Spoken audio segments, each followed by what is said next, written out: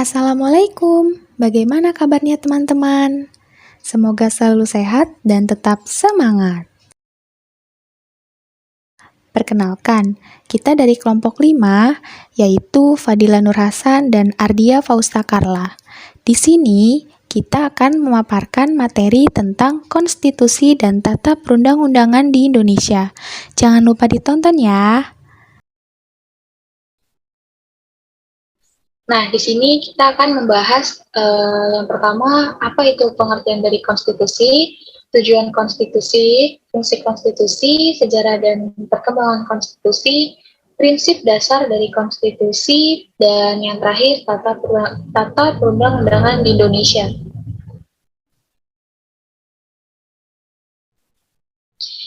Pengertian konstitusi. Jadi, konstitusi ini berasal dari bahasa Prancis, yaitu constituer yang berarti membentuk. Maksud dari istilah ini ialah pembentukan, penyusunan, atau pernyataan akan suatu negara. Dalam bahasa Latin, kata konstitusi merupakan gabungan dua kata, yakni cum yang berarti bersama dengan sedangkan statur berarti membuat sesuatu agar berdiri atau mendirikan, menetapkan sesuatu. Jadi dapat disimpulkan bahwa konstitusi merupakan kumpulan kaidah yang memberikan pembatasan kekuasaan kepada penguasa. Selanjutnya ada tujuan konstitusi. Tujuan konstitusi adalah membatasi tindakan sewenang-wenang pemerintah, menjamin hak-hak rakyat yang diperintah, dan menetapkan pelaksanaan kekuasaan yang berdaulat. Adapun menurut Sri Sumantri, menyatakan bahwa terdapat 3 materi muatan pokok dalam konstitusi, yaitu jaminan hak asasi manusia, susunan ketatanegaraan yang bersifat mendasar, pembagian, dan pembatasan kekuasaan. Fungsi konstitusi. Konstitusi berfungsi sebagai dokumen nasional atau nasional dokumen yang mengandung perjanjian luhur, berisi kesepakatan-kesepakatan tentang politik, hukum, pendidikan, budaya, ekonomi, kesejahteraan, dan aspek fundamental yang menjadi tujuan negara. Konstitusi sebagai piagam kelahiran atau a birth certificate of new state. Konstitusi sebagai hukum tertinggi di negara Indonesia. Selanjutnya ada konstitusi sebagai identitas nasional dan lambang persatuan. Konstitusi sebagai alat membatasi kekuasaan. Dan yang terakhir, konstitusi sebagai pelindung HAM dan kebebasan warga negara.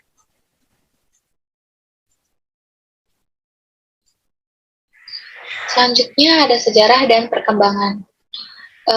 Di sini merupakan sejarah dan perkembangan dari konstitusi itu sendiri, yakni sebagai negara hukum, Indonesia juga memiliki konstitusi yang dikenal dengan Undang-Undang Dasar atau UUD 1945. Undang-Undang Dasar 1945 dirancang sejak 29 Mei 1945 sampai 16 Juli 1945 oleh Badan Penyelidik Usaha-Usaha Persiapan Kemerdekaan Indonesia atau yang disingkat sebagai BPUPKI. Atau bisa juga dikenal dengan Dokuritsu Junbi Chosakai, yang dimana jika dalam bahasa Jepang, yang beranggotakan 62 orang, diakhiri sidang 1 BPUPKI membentuk panitia kecil yang disebut dengan Panitia 9. Pada tanggal 22 Juni 1945, panitia ini berhasil mencapai kompromi untuk menyetujui sebuah naskah mukadimah Undang-Undang Dasar. Hasil panitia 9 ini kemudian diterima dalam sidang 2 BPUPKI tanggal 11 Juli 1945.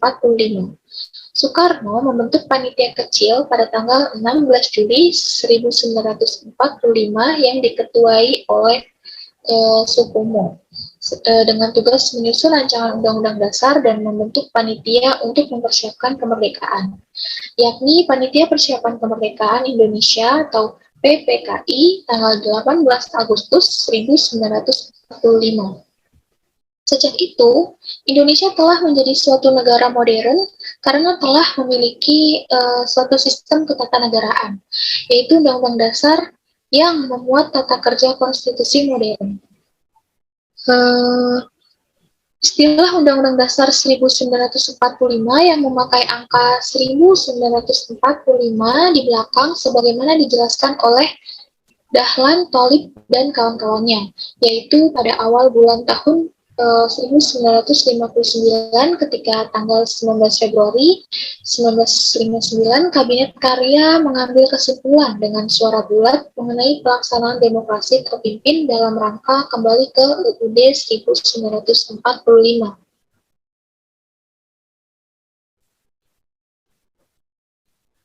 Dalam sejarah konstitusi Indonesia telah terjadi beberapa kali perubahan atas UUD 1945.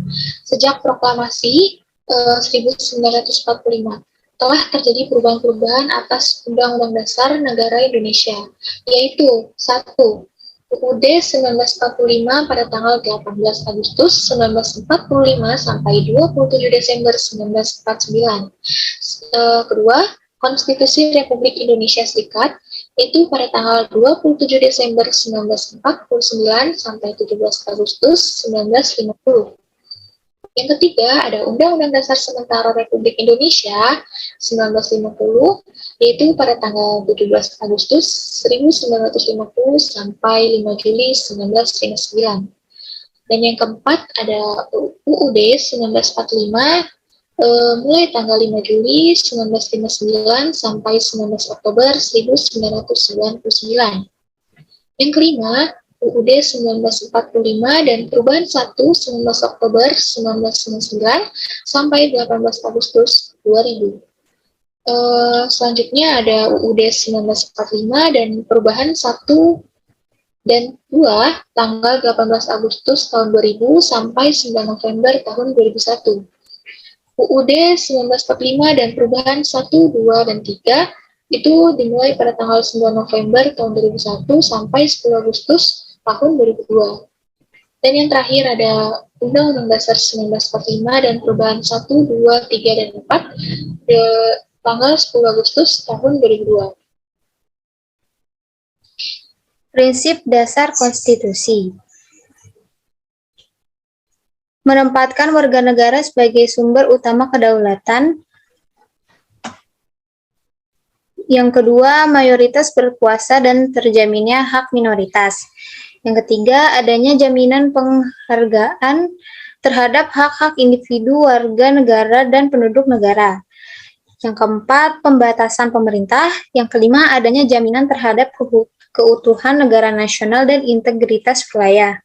Keenam, adanya jaminan keterlibatan rakyat dalam proses bernegara. 7, adanya jaminan berlakunya hukum dan keadilan. Dan yang terakhir, pembatasan dan pemisahan kekuasaan negara. Tata urutan perundang-undangan Indonesia. Sebagaimana dalam penjelasan konstitusi bahwa Indonesia adalah negara yang berdasarkan hukum, tidak berdasarkan atas kekuasaan belaka. Konsep ini mempunyai ciri-ciri sebagai berikut. 1. Adanya perlindungan terhadap HAM. 2. Adanya pemisahan dan pembagian kekuasaan pada lembaga negara untuk menjamin perlindungan HAM. 3. Pemerintah berdasarkan peraturan. Dan yang keempat, adanya peradilan administrasi. Tata urutan perundang-undangan dalam kaitan implementasi konstitusi negara Indonesia merupakan bentuk tingkat perundang-undangan. Sejak tahun 1996 telah dilakukan perubahan atas hierarki atau tata urutan peraturan perundang-undangan Indonesia. Di awal 1996 melalui ketetapan MPR